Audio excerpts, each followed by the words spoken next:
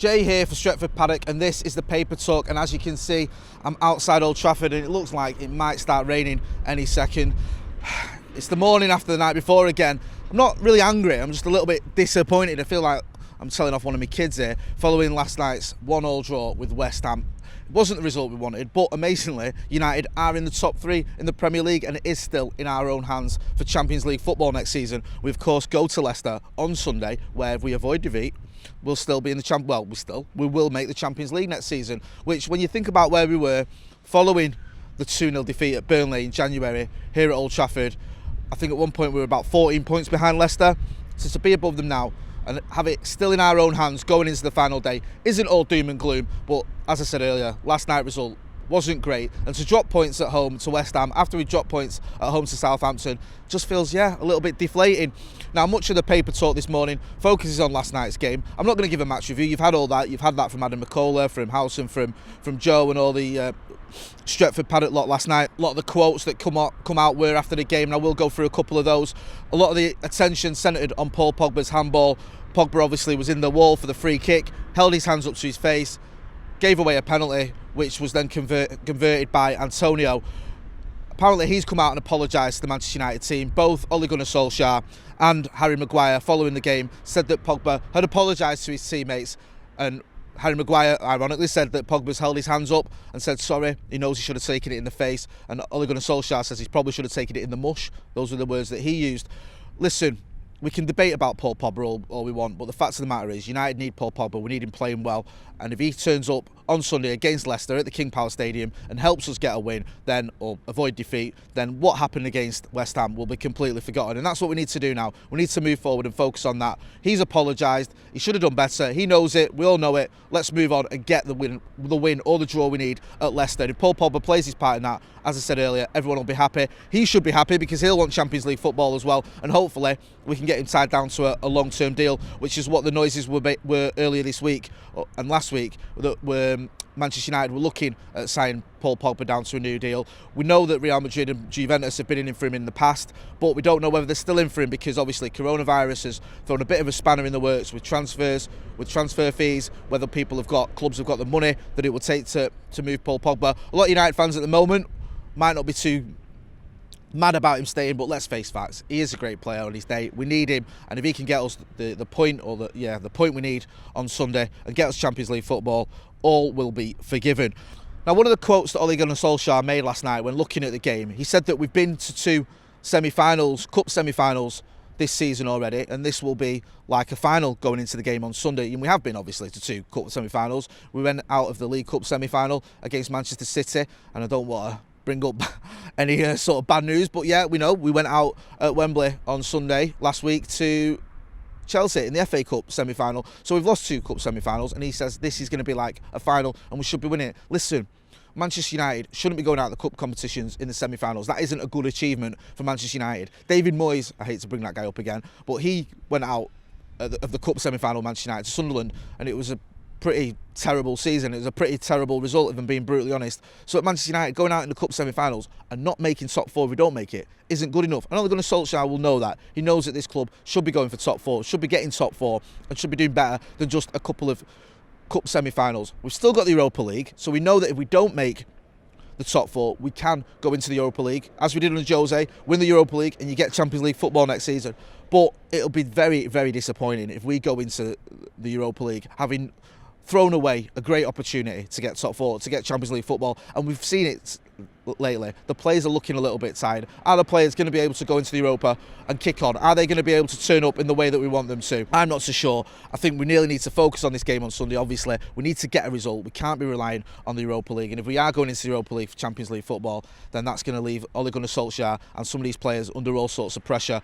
We've already seen that there's some tired legs out there, and I just don't fancy our chances of being brutally honest to go into the Europa League, and get Champions League football from that. We'll always have a fighting chance. We'll be going into it as one of the favourites, but we should be focusing on the league.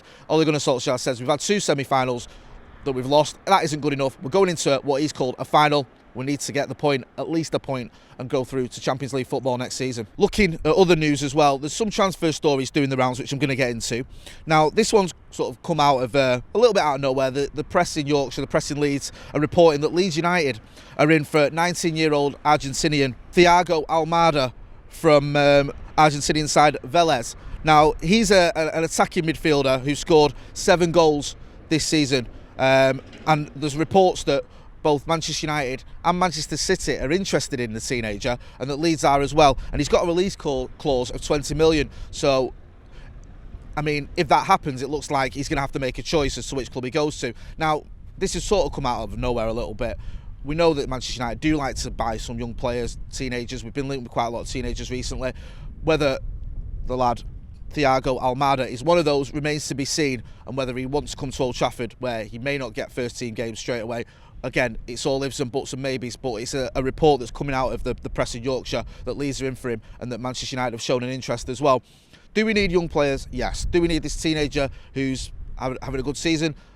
Maybe long term he could be a great player, but right now, especially in the light of what we've seen recently, United need oven ready players. We need players that are ready to come into the Premier League and play in the first team. We saw it last night. Ole Gunnar Solskjaer playing pretty much his strongest team, apart from, you could argue, Brandon Williams over Luke Shaw, and of course Timothy Fosu-Mensah over Aaron Wan-Bissaka.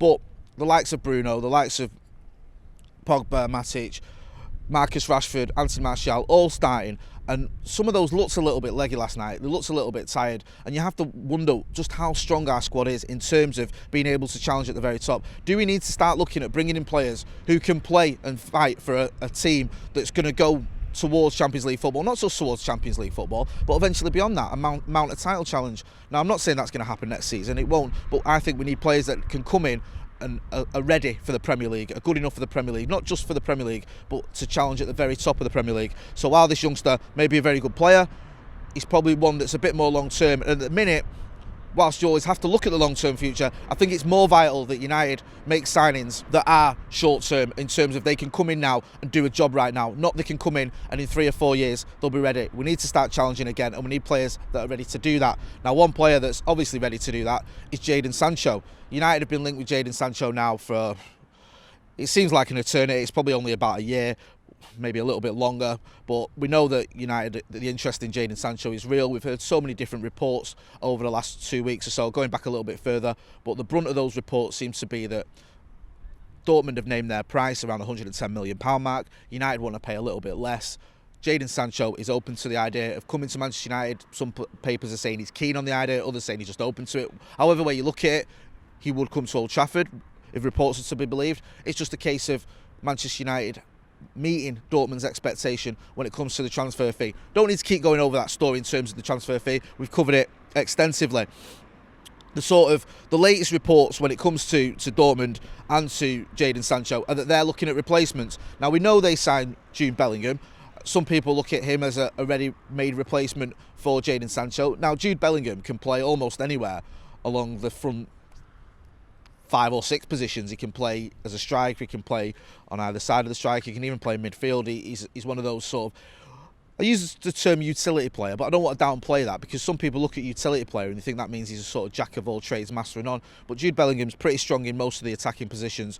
So yes, he could be a replacement for Jadon Sancho, but again, he's only 17, I think, so he may not be quite ready yet to fill Jadon Sancho's shoes if Jadon Sancho was to leave. So another player that Dortmund are looking at is one from Werder Bremen, Milo Rashida.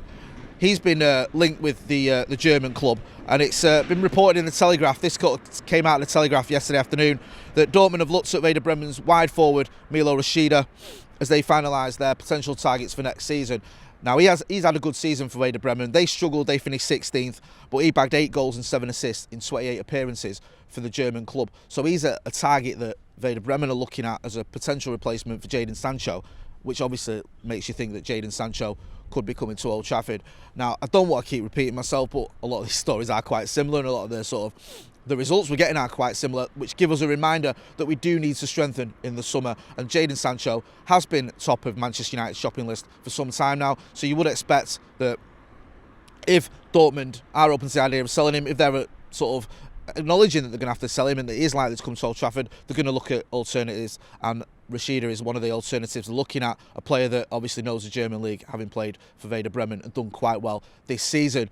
We go to the King Power this weekend. We know that if we avoid defeat, we can get Champions League football. We've still got it all to do. A lot of the talk this morning, as I mentioned earlier, has been focused on last night's result. Last night's deflating result, disappointing result, however you want to look at it. A lot of the talk's been looking at Paul Pogba, as I mentioned earlier, but we need to move on. We need to look forward. And if we get the result we need this Sunday, that could mean more transfers here, because yes, most players I think will be open to the idea of coming to Manchester United regardless of whether we've got Champions League football. We've seen it in the past. We went into the Europa when we were going into the Europa when we signed Paul Pogba, when we brought in Zlatan Ibrahimovic.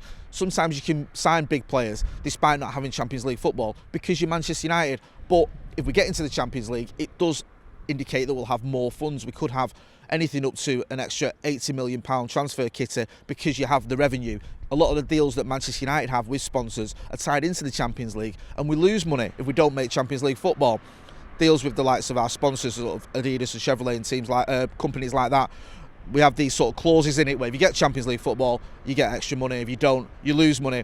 So Sunday's game is massive. I know most fans don't care just about transfers and what it means for sponsorship deals. We care about watching good football. We want to see Champions League football here at Old Trafford. Yes, the Europa's good and well, and you want to win it, but it's not the same as the Champions League. And I personally have missed the Champions League. It has been a little bit frustrating recently with some of these results. It's been even more frustrating that we've not had the crowd here. I think the crowd would have made a massive difference last night. We saw it against City. The last time we had a crowd here, the atmosphere was electric, and it could have been the same last night. But it's a level playing field. No teams have crowds. Leicester could argue they need the crowd behind them on Sunday, and they won't have it. So we can't moan too much about that. It's just a little bit annoying that we can't get behind the team the way we want to. We go to Leicester on Sunday. We get a point. We've got Champions League football. That's what Manchester United should be doing, playing in the Champions League. It looks like it's starting to spin. It's starting to rain. Hopefully it'll be sunny on Sunday. I've been Jay. This has been the Paper Talk at Stretford Paddock. Don't forget to hit like, share and subscribe. We've got loads of good videos coming up. We've got podcasts, we've got the match previews as well, looking towards the Leicester game, and of course we'll have all the reaction from that game later on in the week. Thanks for watching.